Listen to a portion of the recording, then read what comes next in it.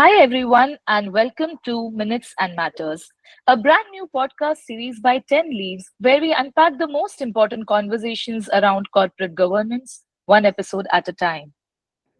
I'm your host, Bhumika Arora, and in this series, I'll be in a conversation with Bhakti Dave, our in house governance expert at 10 Leaves. And together, we'll be unpacking everything you need to know about corporate governance, right from principles and frameworks to best practices and board dynamics, especially within the ADGM and DIFC. Today marks the beginning of what we hope will be an insightful and ongoing dialogue on the building blocks of good governance. Bhakti, welcome to Minutes and Matters. Thank you so much, Bhumika. Glad to be part of this conversation.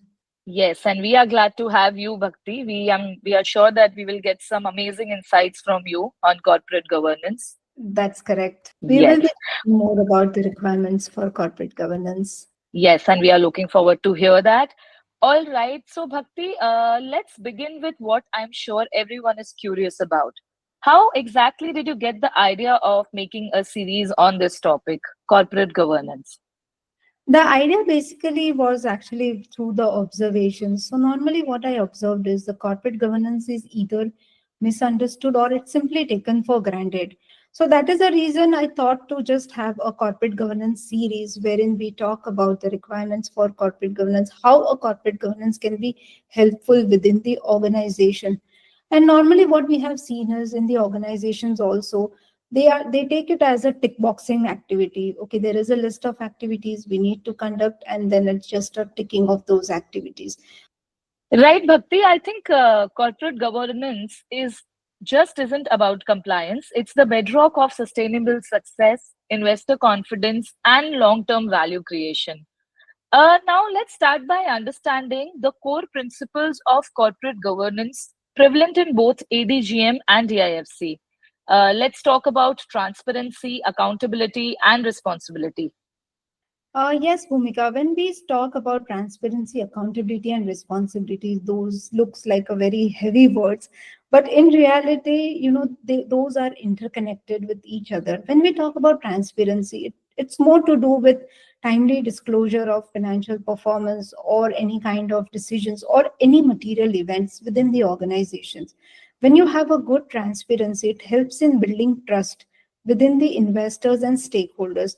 That is very important because ultimately to build trust with the stakeholders helps the organization to achieve their long term success. And there's where the role of accountability also comes in picture. So accountability ensures that the board of directors are acting in the best interest of the company. So when we say transparency, accountability, and responsibility, they all are interconnected. And also when we say responsibility, it helps the companies and encourages the company to consider this other events also, like social or environmental and the economic impact along with ethical standards. Okay, and Bhakti, what can be basic corporate governance? When we talk about basic corporate governance, it involves more to do with proper documentation and decisions at the board levels, especially if we talk about board meetings. Normally, Mm-hmm. what happens, the board meetings are normally conducted. Today they decide to have a board meeting, and in next 1 hour, the board meetings are conducted. Again, just I mentioned earlier, it's a tick box activity.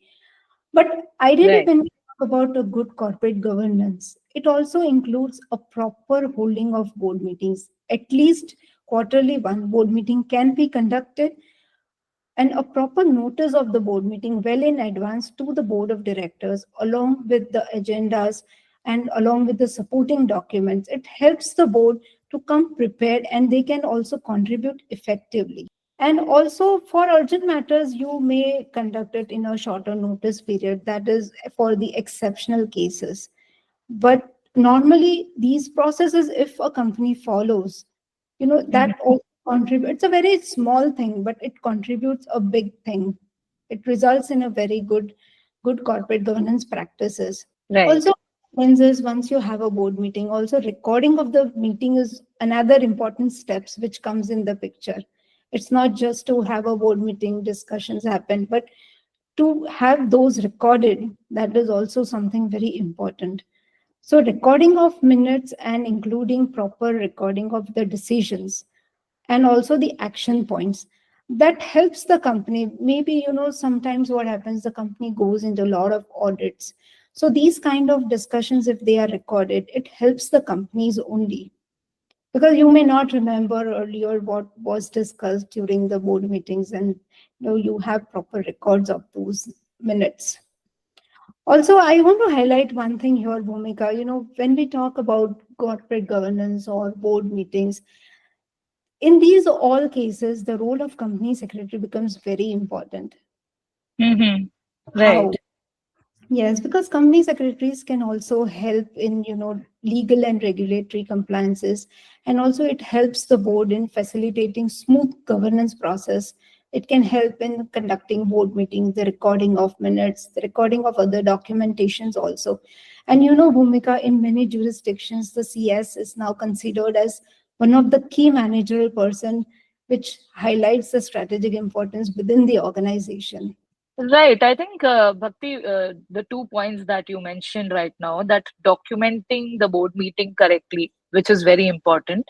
And as you mentioned, the role of the CS again is very important, and they have become one of the most important person in a company. So, Bhakti, now beyond the board structure, what are some other best practices that companies in ADGM and DIFC should consider? What do you suggest? Yes, see, there are many other documentations also. The minutes is just a part of the documentation. Also, the company should also encourage to have proper records and registers of, maybe register of directors or register of shareholders. And very important is register of ultimate beneficial owner. That this register is something which is very important and has to be. It's not only having it on record, but updating them on regular basis is also very important, and it's a part of ongoing process. These all things also helps in it. It should be like a, it's best practices within the organization.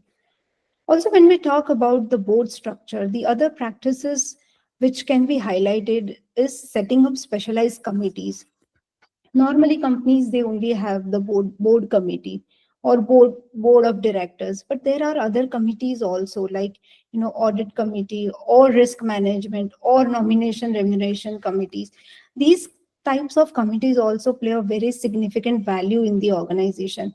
And why, I'll tell you, Bhumika, because they have a focused oversight, and they are specialized in specific areas. Like audit committee can discuss more on financial performance and those kind of related specific areas of expertise. Also, one of the thing very important and which is normally not highlighted is the role of Mm-hmm. non-executive directors. The role of Okay. non-executive director is important because they are not involved in day-to-day operations, and they also bring an independent perspective to the board, because they can challenge the executive decisions or they ensure accountability, and also they contribute to the board without any potential conflict of interest.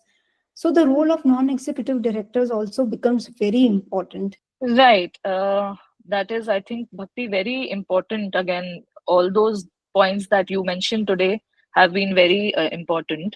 Now, if somebody, wants to take up a career of a company secretary, what would you say to them? What would be your, advice to them? Somebody Companies, wants to start their career. Yeah. yeah, company secretaries are, earlier it was not that much encouraged, and nowadays also people, they don't understand or they don't know the importance of company secretaries in the organizations. It's not Mm-hmm. just an administrative work, as I mentioned earlier also, but it is more to do with compliance.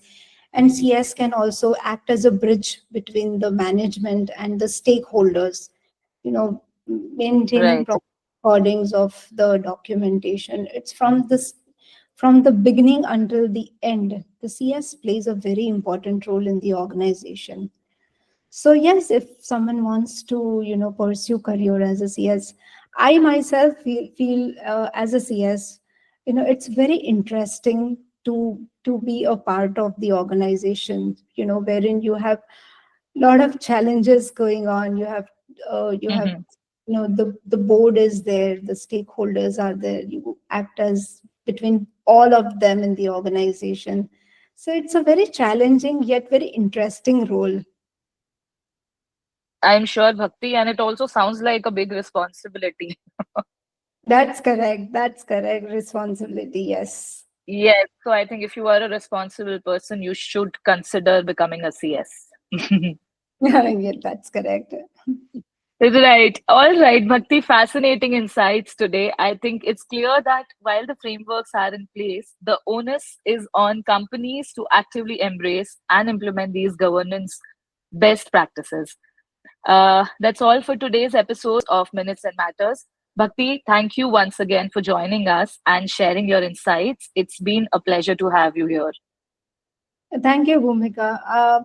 It's just the beginning. We are going to come up with series of these episodes again. In the next sessions, also continuing to discuss more on corporate governance. Absolutely, absolutely. We will come back with another episode with more insights. And to our listeners, we hope you find this episode insightful and thought provoking. Stay tuned as we continue exploring everything that matters in the world of corporate governance.